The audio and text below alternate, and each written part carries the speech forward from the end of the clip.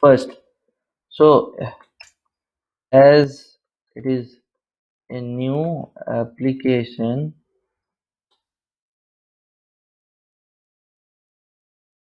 definitely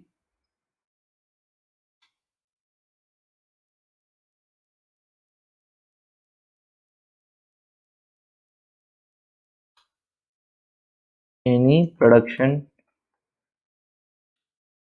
data. Second, so BA will provide expected amount.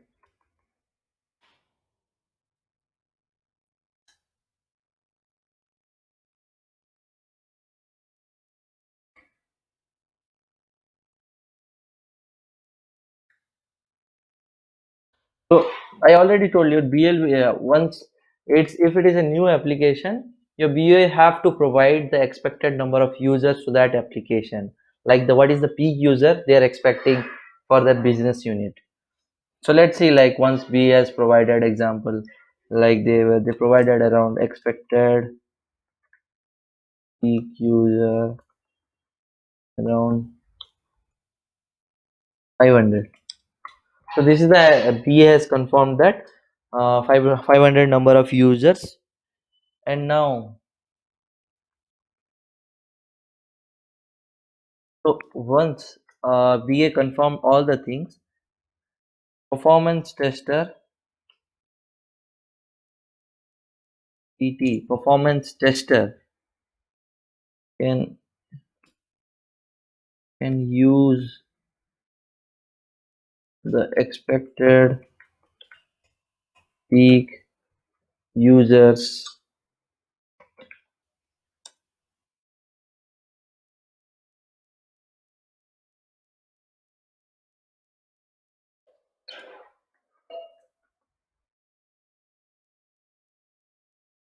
So once BA confirms with the number of users, PT then performance tester they have to like but they have to they have to derive the workload modeling. And now coming like this is for new application. So again for old application, as I already discussed about all the architecture, I'll not repeat the same thing. If you haven't understand, you can directly go to my previous session and watch that video. So like we will have historical data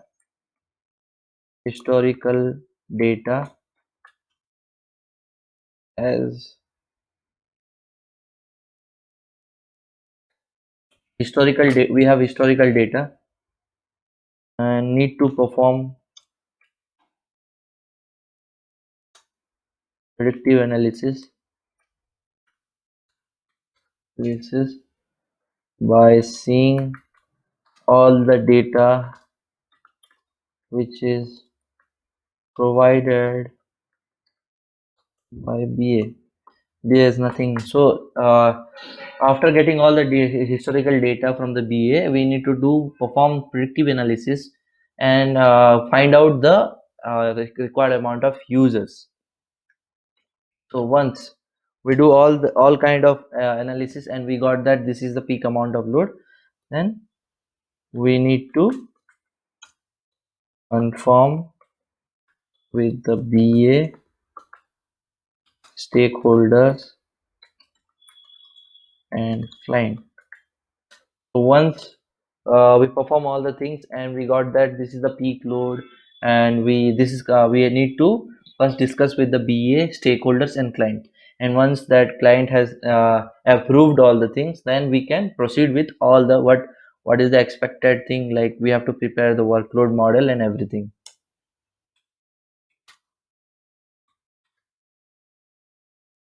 Derive workload modeling.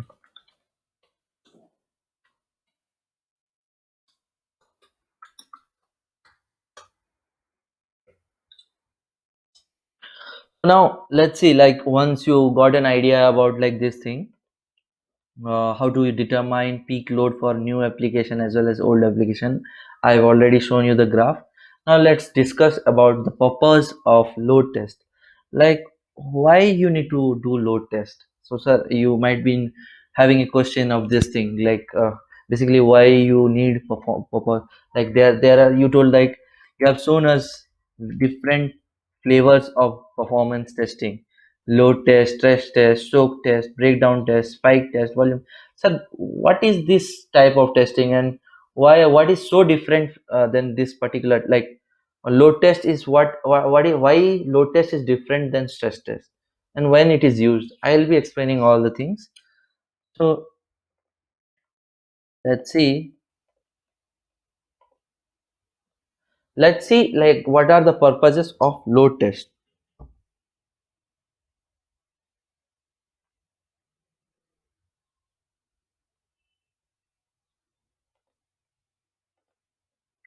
Okay,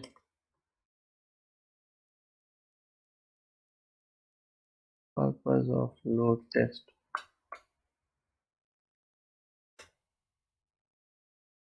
So definitely we need to identify our peak load. First is peak load, as I have already discussed. So once you identify the peak load and you do the load test, and you ensure that there is no breaking out of the application, and it is not giving any kind of performance bottlenecks or errors or some kind of things, then you can be sure that your application is able to handle this amount of user. X amount of user in the application can concurrently be active, uh, and your application won't be throwing any kind of error or exceptions. So next, second, SLA, response time. So service level agreement, what your client has provided, and the response time for the critical business transaction, it should have a minimum of 5 seconds. So whatever, like as I have already discussed you in the previous sessions, so you, when the user get logged in or he do any kind of business functionality, like last class I discussed, like a function, a customer is purchasing a product in the application, and he gave all the necessary details, and he is expecting a response or a status order id. Then if that is on, that is the critical business flow, and if it is not working fine and it is breaking out, or if it is giving some kind of error, then the customer is disappointed, and he'll never sign in or use that application, and even he will not recommend to other users. So there is a huge loss in the application. And as a business owner, I'll always make sure all my critical business flow are under SLAs. Like SLA, response time should be less than 3 seconds. Okay, so this one. And now we have to make sure all our server resources are not high. What are server resources? Like you can consider this is as CPU, memory, disk. It's all components, and even we'll make sure bandwidth is not limited,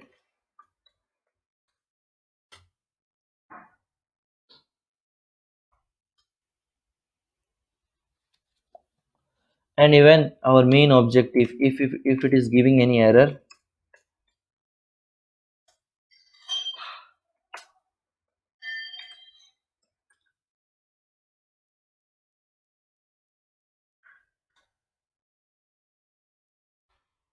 so if it is giving any error, we have to perform performance profiling or identify the performance bottleneck.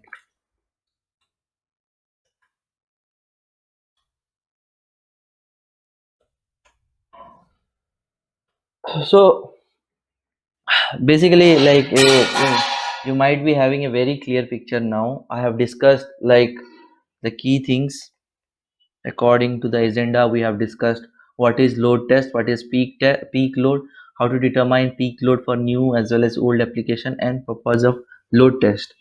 So let's see, like I have told you, like I'll be showing this, I'll be explaining in the next classes and all. Like once this type of testing is over, I'll explain. Once I deep dive on script and code and everything I do, I'll explain each and every component of load runner as well.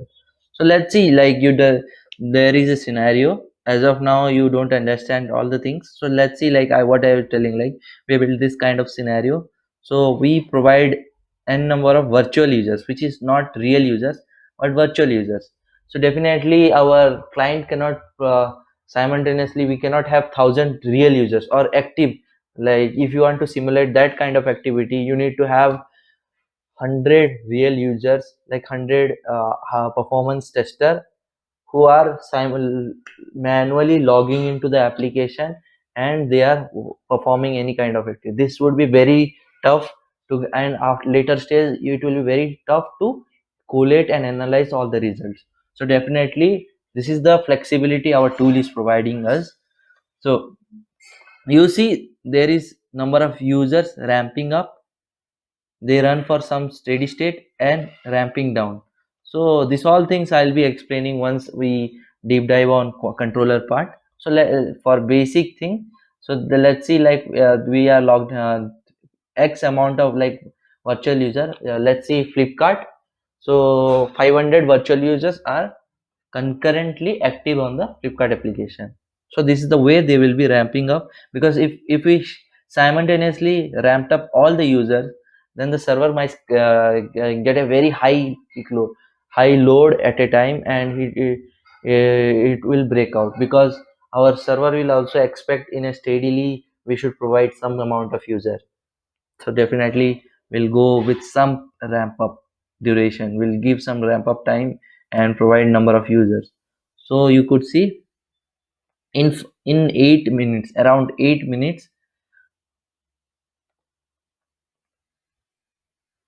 so around 8 minutes 15 seconds, there is peak users, 100 users. And now this is the steady state, like 100 users are running 100 users are active in this application for 1 hour, and then gradually they are ramping out from the application.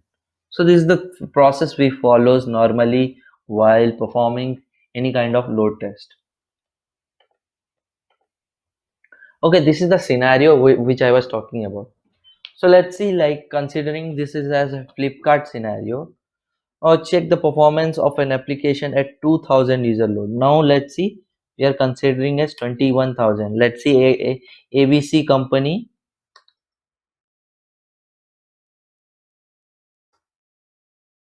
ABC company performing load test for Flipkart application. Okay,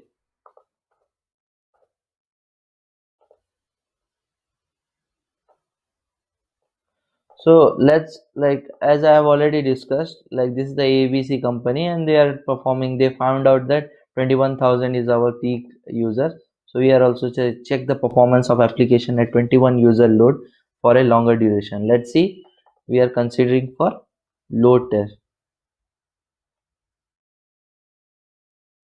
Let's see for load test. Okay.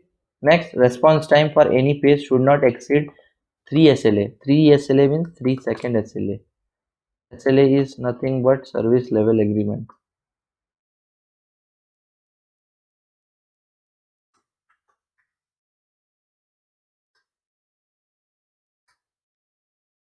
Okay, now we have considered that 21,000 users should place 50,000 orders per hour. So this is the volume, nothing but our TPS. So transaction per second. Like how, what are the key transaction? This is the critical transaction. They have to purchase like our application is expecting around 50,000 orders per hour. So in 60 minutes,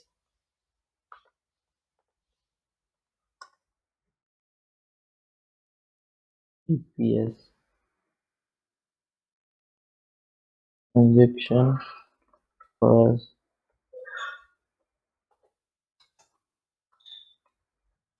second.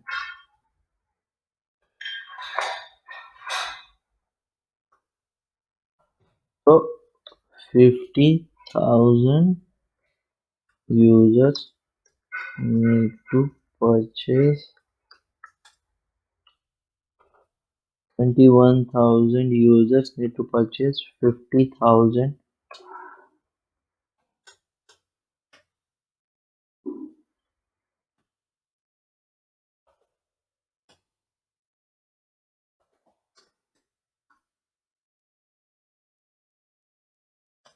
60 minutes.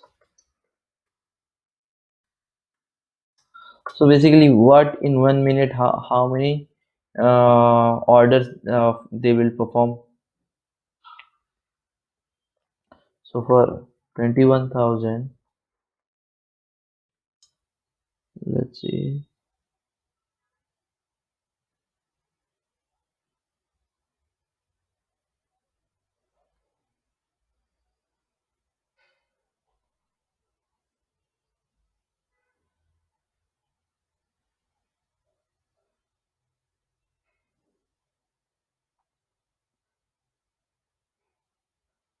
So around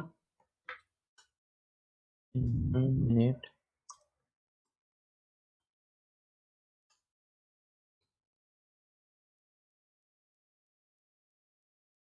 834 orders will be processed.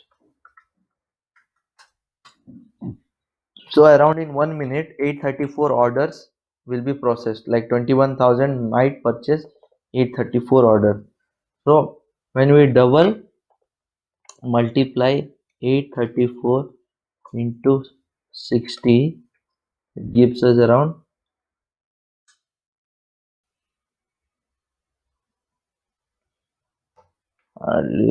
50,000 040. Let's consider our volume is 50,000 040.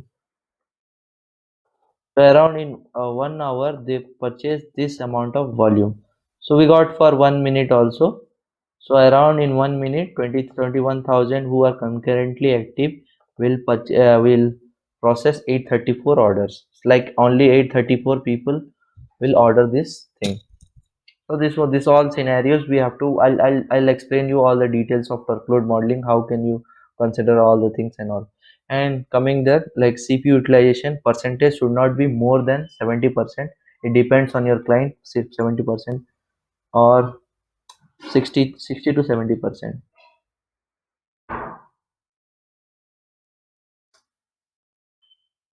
Any test, like any test means, again coming, like it may be any kind of load test, stress test, endurance, any kind of performance test. It should not, the resources CPU utilization percentage should not be more than 60% to 70% in any test. Memory utilization should not exceed 20%. Let's say 20% to 50%. 20% of non-testing period utilization. Like if you are not performing any kind of test, then it should not exceed more than 20%. But while testing period utilization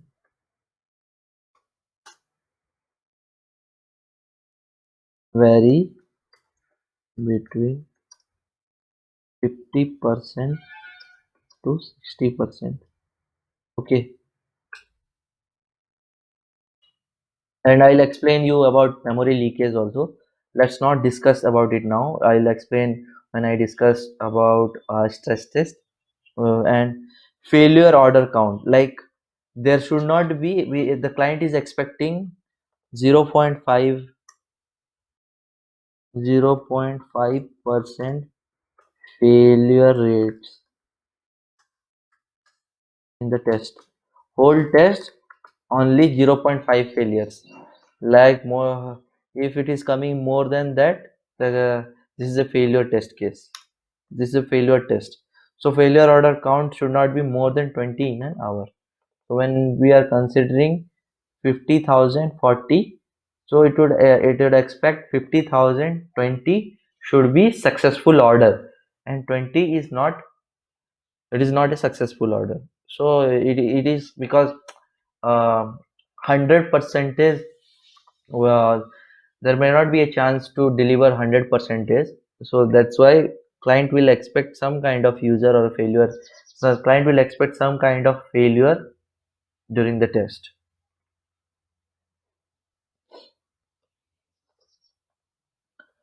And now, like, I'll discuss about stress test. I'll just give you a picture like why, and we'll deep dive on stress test for the next class. Just I'll give you a basic idea.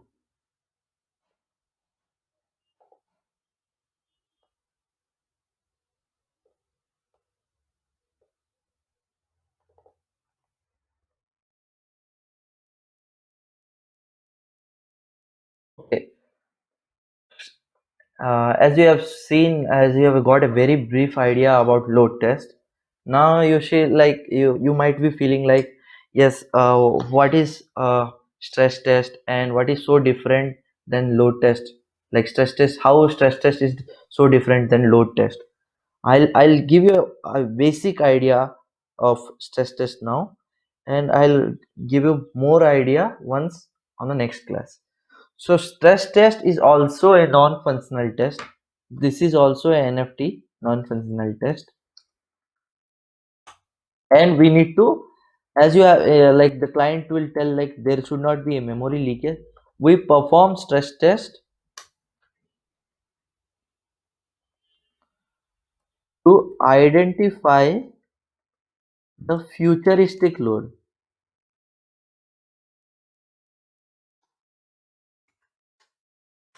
So as I have already given you, like we are that this ABC company has identified 22,000.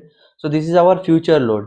So once they perform the load test, and for 21,000 number of users, the application is performing well, and it is not deviating or it is not giving any kind of performance bottleneck, then now they'll go for this kind of test, which is stress test or a breakdown test, so that they will try to break the application with x amount of users, so that to identify, they will get to know that x amount of users can be handled for this application.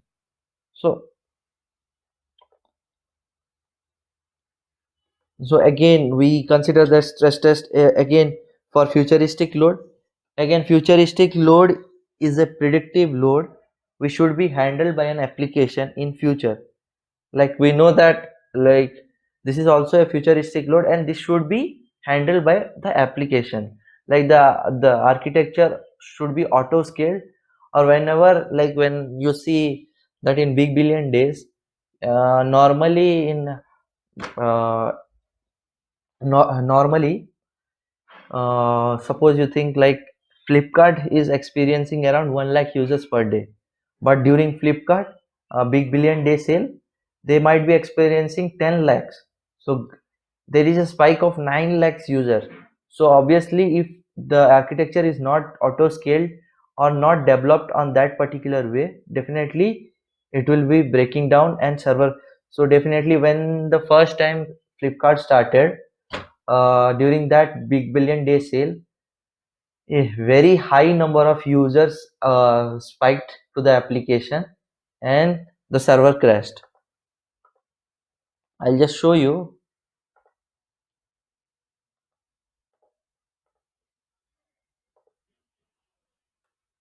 Flipkart.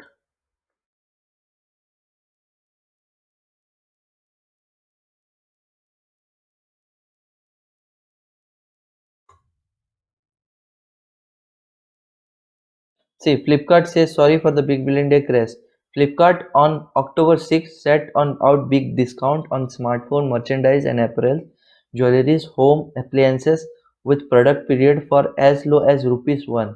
So what they did, they discounted the product. Suppose you have a phone of 20,000, they discounted 90 to 95% and they made the product price as rupees 1. Definitely lot of users wanted to buy that product, and due to that, Flipkart experienced a high amount of users in that application.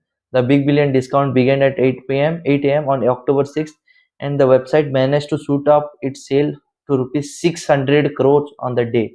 So during that high, so you can see the revenue, the profit generated is 600 crores per day.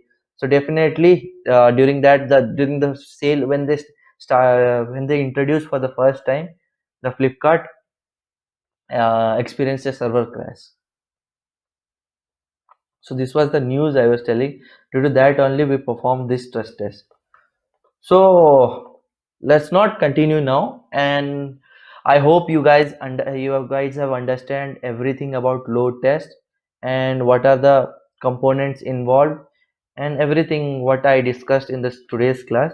If you face any kind of challenge, please let me know so that I can clear your doubts. So for the next class, next session, we'll be continuing with the same type of performance testing with different type of performance testing and wrap it up. So thanks for joining this class. Hope have a great day. Bye.